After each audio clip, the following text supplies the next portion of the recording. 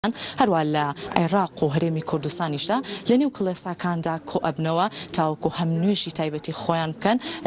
لە هەمان کاتە هەندێک سرودی تایبەتی خۆشیان بڵێنەوە. لە شاری سلێمانیش لە نێو کەنیسەی ماریوسف خوشک و برا مەسیحەکانمان کۆبوونەتەوە و لەم ڕێوڕەسم و مەراسیمە تایبەتەیە بەشدارن. هەر بۆیە ئێمەش پیرۆزبایی خۆمان ئاڕاستی تەواوی خوشک و برا مەسیحیەکانمان ئەکەین. بێگومان لە تەواوی هەرێمی کوردستان و لە شاری بەغداد و لە شارەکانی دیکە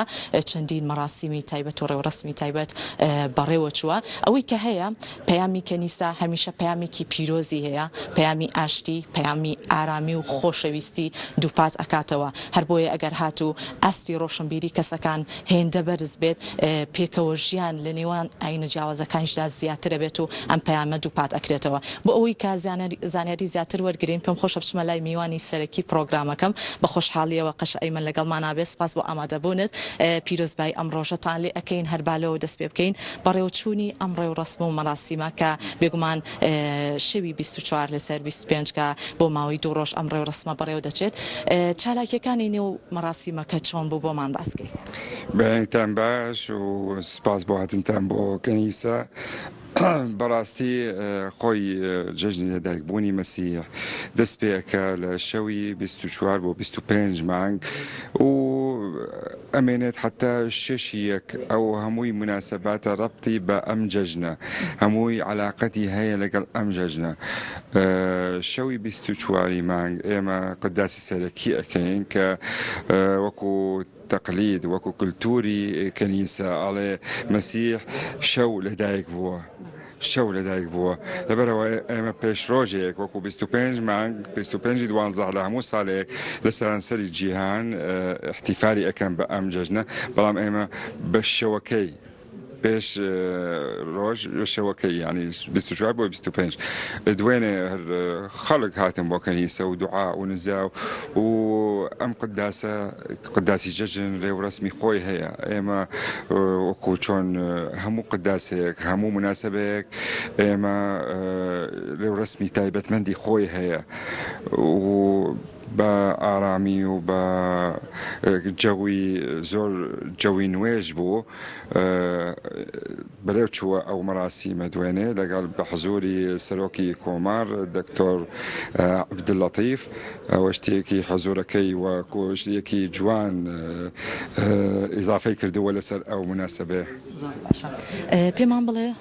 لە ڕێوڕەسمەکەیە ئێوە نوێژێکی تایبەت بە خۆتان هەیە، نوێژی گەورە کە لە شەوی 24 لە کاتژمێر 8 بۆ 9 ئەگەر هەڵە نەبم ئەنجامی ئەین. باسی نوێژەکەمان بۆ بکە، سرودە تایبەتەکانتان چی بوو، تا چەندە لەگەڵ مەسیحیەکاندا میوانانی تر و هەم موسڵمانانیش لە ڕێوڕەسمەکەی ئاماژە بوون؟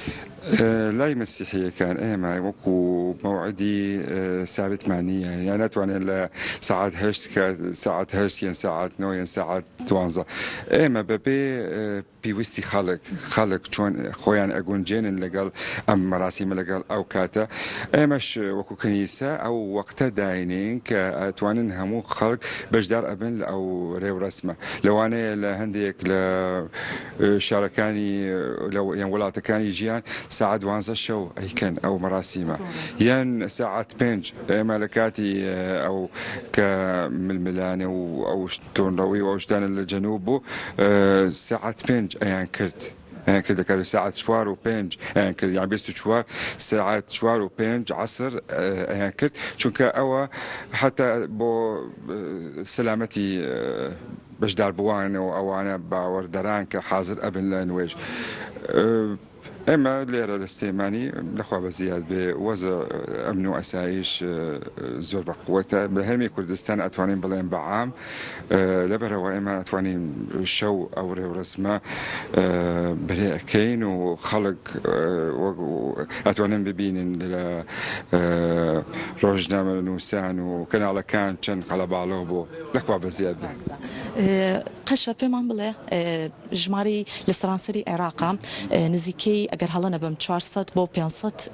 کەسی مەسیحی هەیە و لە شاری سلێمانیش 900 بۆ 1000 کەسی مەسیحی هەیە لە ڕێوڕسمەکەیە تا چەندە بە شێوازێکی زۆر باش لە مەراسیمەکەیە پێشوازێکی زۆر باشیان کریا خود لە خودی چالاکی و ئامادەکاریەکانیان هەم لە ماڵەوە هەم لە ناو کەنیسە خواردنیان ئامادە کرد سرودەکانیان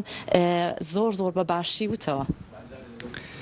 يعني ايمن لشهر سليماني ام اعمارك فرموي جنابت 900 بود 1000 كس او راسته بلعم لسران سريع عراق نازانم 400 ين 500 ين 300 و 200 نازانم چونك حتى اعماري راستقينه معنيه لوزاره ولا لايني بيونديه كان بلعم اتوانين بلان ايما وكو خوي ليره لشهر سليماني حضوري خلق لقداس لنويج برێژەی دانیشتوانی شاری سلێمانی زۆرن يعني دوێنێ شەو قەڵە باڵغ حتا شوێنی دانیشتن نەبوو لە ناو کەنیسە. دو پرسیارت ئاراستە ئەەکەم مامۆستا ئەیمن پێمان بڵێ پێکەوە ژیانی ئاینی لە نێوان ئاینە جیاوازەکانە تا چەندێک گرنگە بۆ ئەوەی دووبارە پتەوترکردنی پەیامی ئاشتی و ئارامی و خۆشەویستی ئەو پەیامە جوانە ئەو پەیامە پیرۆزی کەنیسە دووپات بکرێتەوە. وەکو جنابت فەرموویت پێش تۆزێک لە پێشکەشی بەرنامەکە وتت ئاستی ڕۆشنبیری خەڵک چەند بەرزە بێت ئەوەندە پێکەوە ژیان چۆن وجودی هەبێت لە ئەو کۆمەلگە لەخوا بە زیاد بێ ئەتوانین بڵێن شاری سلێمانی شاری ڕۆشنبیری ئەوە هەموو معنایەکی تایە. دەستەکانە خۆش بێت سپاس بۆ وتەکانتان دووبارە پیرۆز بێت. زۆر سپاس پیرۆز بێت بۆ هەموو لایەک. زۆر سپاس بۆ مامۆستا ئەیمن کە بە شێوازێکی زۆر باش کۆمەڵێک زانیاری وردی لەسەر بەڕێوەچوونی تەواوی ئەم ڕێوڕسمە تایبەتە و ئەم مەراسیمە تایبەتە بە یادی لەدایکبوونی حەزرەتی مەسیح بۆ ئێمە بۆ بینەرانی خۆشەویستی ڕوونکردەوە. جا ئێستا پێم خۆشە هەندێک لەو میوانانە وەرگرین کە ئەمڕۆ لە کاتژمێر 8:30 و لە نوێژی گەورە ئامادە بوون و هەم سرودی تایبەتی شانوتەوە لەبەرەوەی بیرمان نەچێ ئەوانەی کە لە شەوی 24 ئامادەی ڕێوڕسمەکە نەبوون یاخود بەشداری نوێژی گەورەیان نەکردبوو بەرەبەیانی ئەمڕۆ لە کاتژمێر 8:30 ئامادەی مەراسیمەکە بوون و پێش دەستپێکی پرۆگرامیش هەندێک سرودی تایبەت بە خۆیان هەبوو و بابزانین خۆشیان ئامادە کردو بۆ ئەم ڕۆژە. ئەگەر بەڕێزێکیان بفەرمونە لای ئێمە سپاسیانەکەین بە خۆشحاڵی و پێمان خۆشە پەیامیان وەرگرین فەرموو بەڕێز ئەگەر بیتە لای ئێمە. سپاس بۆ ئامادەبوونتان. سلااوتان لێبێت تۆم کاتتان باش بێت ئەم ڕۆژەتان لێ پیرۆز ئەەکەین با لەوە دەست پێ بکەین بەڕێستان لە شەوی 24 ئامادەی نوێژی گەورە نەبوون ئەمڕۆ با بڵین ئەم بەیانە سەردانی کەنیسەتان کرد و لە نوێژی گەورەیە ئامادە بوون. ڕێوڕسمەکەی ئەم ساڵ چۆن ئەبینی بە جیاواز لە ساڵانی پێشوو؟ بەخێر بێن سەرچاو بۆ قەناتی ڕوودا و کورسات ئەفۆ کورسات ئیتر خۆتان بینی مەراسیمەکان چۆنن دوێنێش هەم ئێوە نەهاتن وەزانوانم دوێنێ شەر ئامادە بووین کورسات نوێز و ئێمە شەر ئامادە ئەو نوێژەکە نوێژی لە منالبوونی يسوع المسيح وولادة كلمة الرب للأرض اللي هي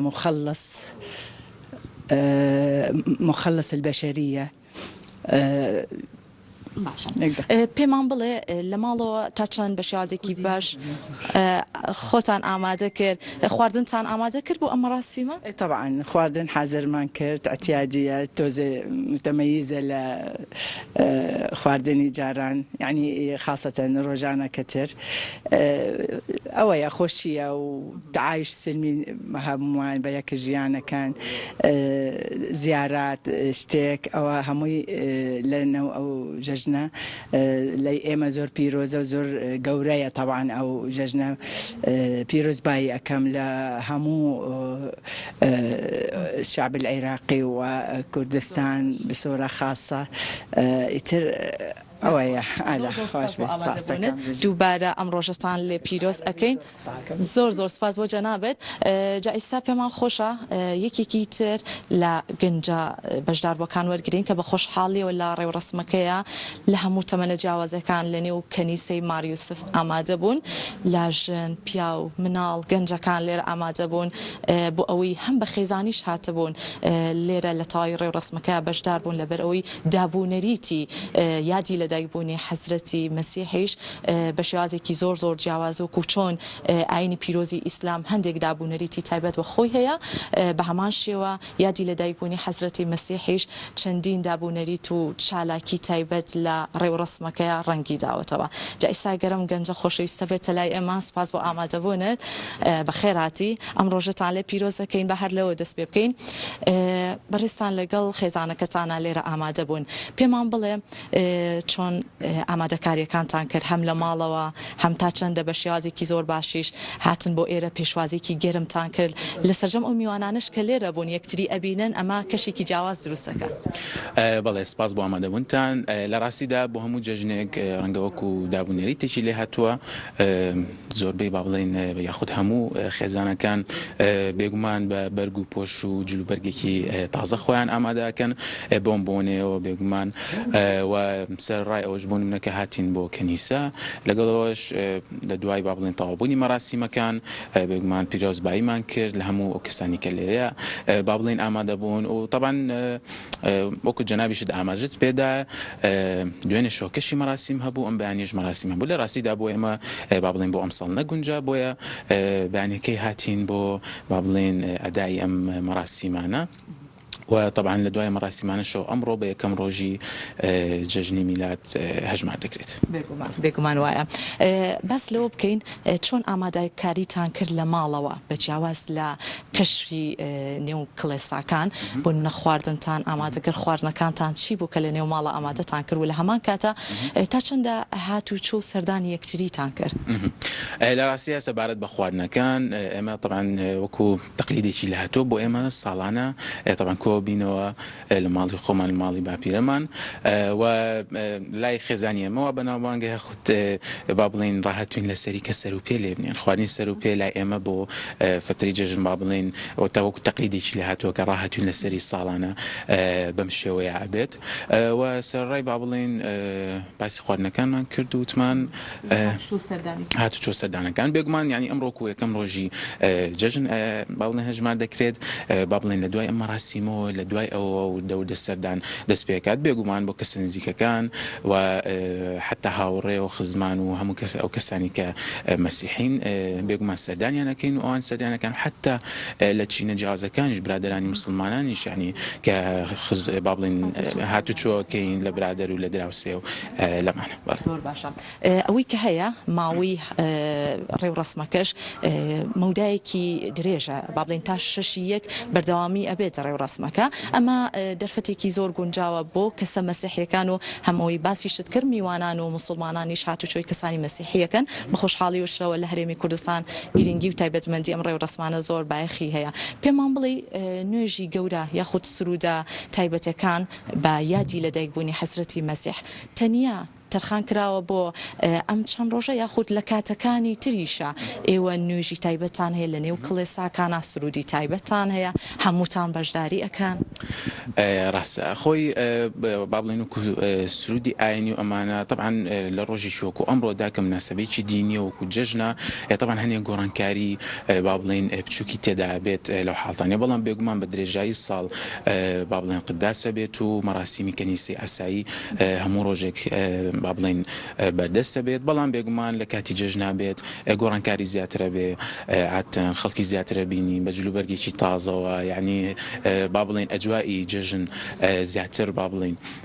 دەرەکەوێت لەم حاڵەتانەیە لەم ڕۆژانەیە بەڵام وەکو ڕۆژانی ئاسایی تریش بێگومان بە درێژایی ساڵە هەمیشە سرود و با بڵێن مەراسیمی ئاسایی لە کەنیسا بەردەستە بێت پێمان ئەڵێ ناوی سرودەکانتان چییە ئەوەی کە تایبەت بە دابوونەریتی خۆتان هەیە سرودەکان لە ڕاستیدا زۆرن یان ناتوانم نایەکت پێ بڵێم لە ڕاستەکەی نایەکەم لە خەیاڵانیە بەڵام زۆرم بێگومان ینی چ لە جەژنا بێت چ لە کاتەکانی ترا بێ یعنی سرودی زۆر جیاواز هەیە و هەمووش ینی لە زۆربەی کاتەکان ناتوانین بەکاری بێن. دو پرسیاری خۆم ئاراستی جەناب دەکەم پێمان بڵێ پەیامی ئاشتی و ئارامی و خۆشەویستی تا چەندە لە نێو خودی خێزانێکی خۆتانە و هەم لەگەڵ خزم و دۆستانتانە و لامان کاتە لەگەڵ ئەو هاوکارانشتانە کەین بۆ نێو کڵێسا و لە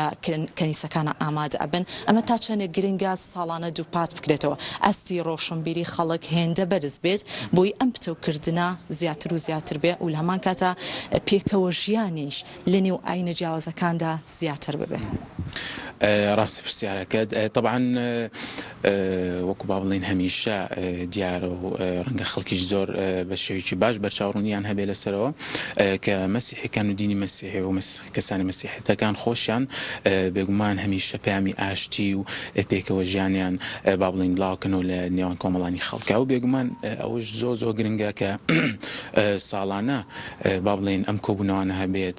با بڵێن هەم بۆ کەسانی با بڵێن مەسیحەکان لە بینی خۆیانەوە هەم بۆ با بڵێن بۆ فترەی جەژنەکان کە سەردانەکرێ لە با بڵێن لە پێگە و ئاینە جیاوازەکان هەمویان کە ئەو سەردانە نابێت بێگومان ئەمە با بڵێن کارێکی گرنگە ئەنجام بدرێت و سەرڕای ئەوەش پێم خۆشە پیرۆزبایی خۆم ئاراستەی هەموو مەسیحەکانی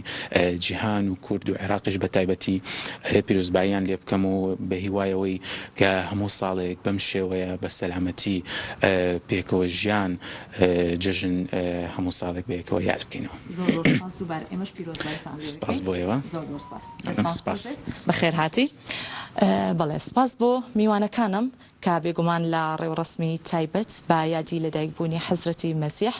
ئامادە بوون و کۆمەڵێک وتی زۆر جوان کۆمەڵێک بابەتی زۆر گرنگیان باس کرد تایبەت بە پێکەوە ژیانی ئاینی لە نێوان ئاینە جیاوازەکانە بۆی هەمووان بتوانین پەیامی ئاشتی ئارامی خۆشەویستی دووپات بکەینەوە بە خۆشحاڵیەوە کەسانی مەسیحیش لە تەواوی گیان و هەرێمی کوردستانە ئەو پەیامە پیرۆزەیان هەیە تا بتوانن هەمووان بە تەندروست باشی و بە واش کاریگەریەکە ڕنگدانەوەی هەبێت لە تەواوی کۆمەڵگەیە بۆی بتوانن لەگەڵ ئاینە جیاوازەکانە زیاتر خۆیان بگونجێنن دووبارە ئێمەش پیرۆز